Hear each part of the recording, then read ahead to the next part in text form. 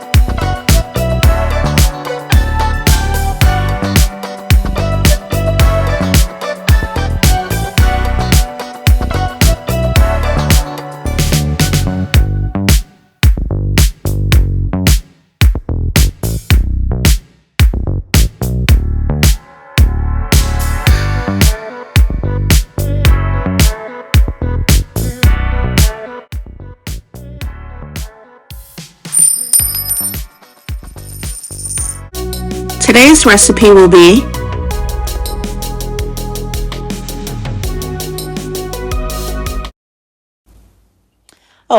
so we want to first start off by gathering together all of our seasonings and our root veggies for our soup. This is very important. This is laying the foundation and the base.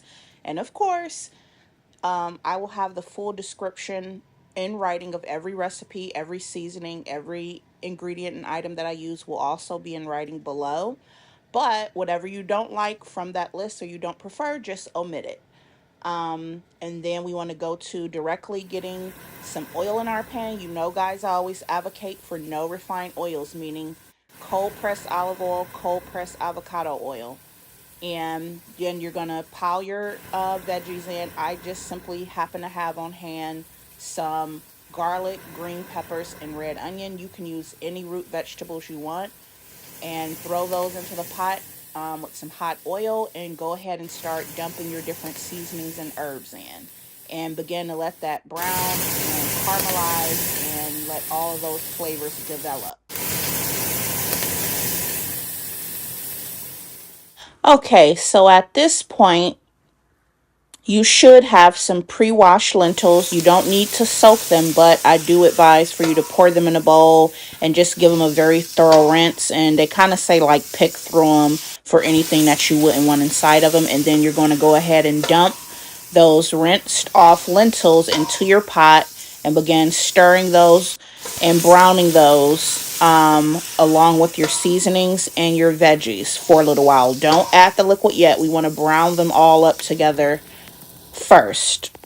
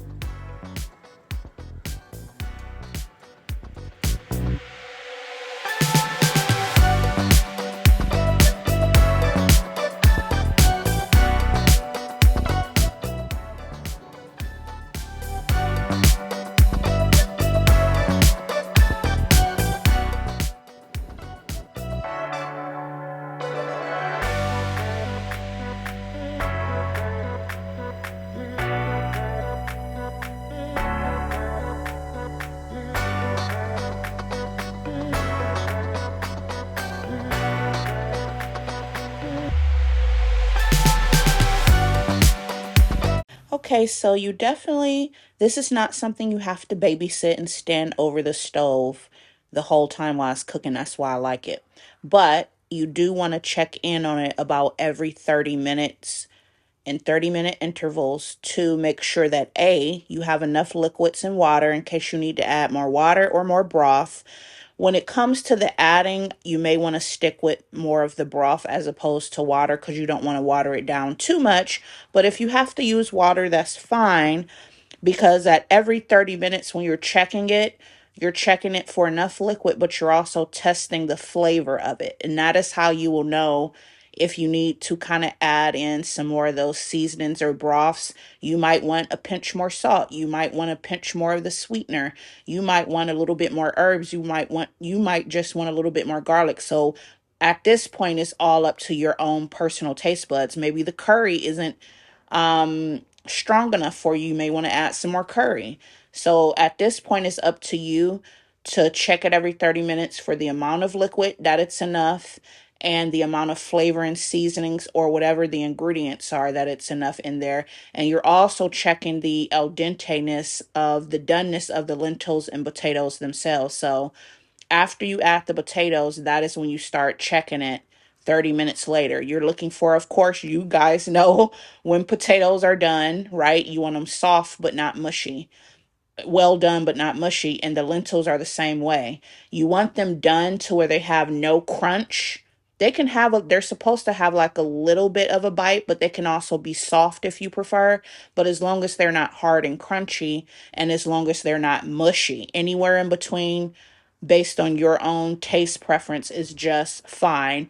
Um, I would say generally this takes maybe a minimum of an hour total, and I've seen it go as long as an hour and 30 minutes. It's gonna all depend on, we all have different, stoves where our heat is at different temperatures and things like this. So this is where it takes your own judgment to get it done the rest of the way. When the soup starts to thicken up and your house starts to smell like curry, you know you're getting close. Okay, we're coming around the bend to completion here. So once you feel like your potatoes, your flavorings, your lentils are almost there, you want to, if you're my carnivores out there, if you want to add some pre-cooked chicken, here's the time where you would want to add that. To be honest, you could add whatever you want. If you want to add some pre-cooked lamb cubes, if you want to add some pre-cut beef, you could do all that right now, because it only has, you know, I would say maybe about 10 minutes left is what we're looking for.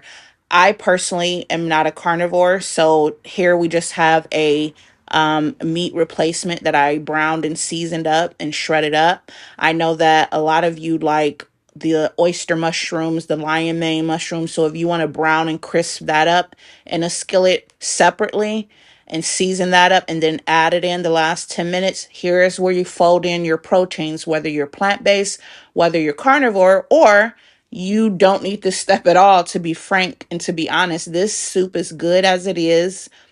Even without potatoes, it's good. With potatoes, it's delicious. With a protein or a meat or without, it's delicious. So it's all up to you.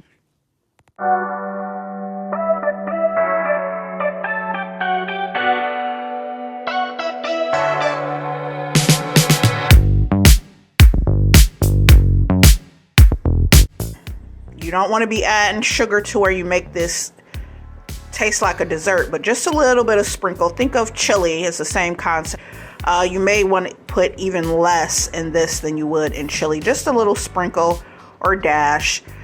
If you want to try that out, or if you feel like you do like your curries to have a little sweet note in the background. Also, something that I don't have on hand today, that would be really good in here if you wanted it a little bit more creamier, like a creamy curry. You could add some coconut milk in here, and that would be delicious as well. Oh, there's my timer. Perfect timing going off because the soup is done. But you could also put this over rice to bulk up with this. You could cut up carrots in here. I've broken up frozen spinach in here. So it's really whatever you have on hand.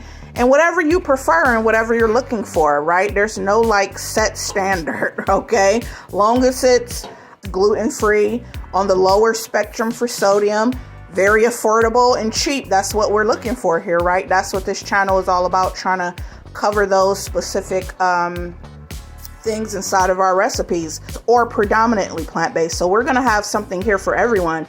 You may not be a 100% vegetarian or a 100% vegan. You may be 50% plant-based. You may be a person who just wants to incorporate more plant-based meals into your diet, so you're not eating meat in every single meal, every single day, all day around the clock. You may be a person who eventually wants to transition into fully committed vegetarianism or veganism or plant-basedism, and maybe that's a journey for you. Maybe you're going to have to wean yourself slowly into that and break yourself into that.